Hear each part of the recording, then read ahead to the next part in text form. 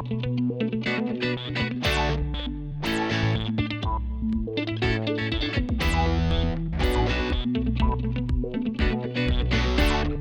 I'm Matt with Ice-O-Matic. I'm going to show you how to remove the water trough on the dual evaporator CIM unit. For the removal, first thing is going to be lift up on your upper curtains, get these to a full open position, push in and remove. We're going to do that on both sides.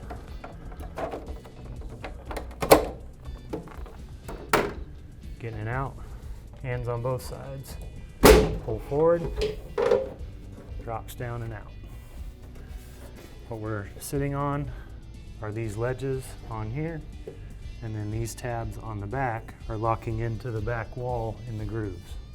So we're going to go back in, same way, cut at an angle,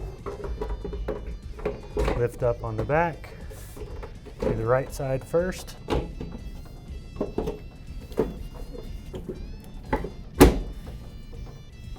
left side, lift up on the bottom, push in solid, locked in place. Get your curtains back. Again, they're going to have to be in a fully open position. Lift up.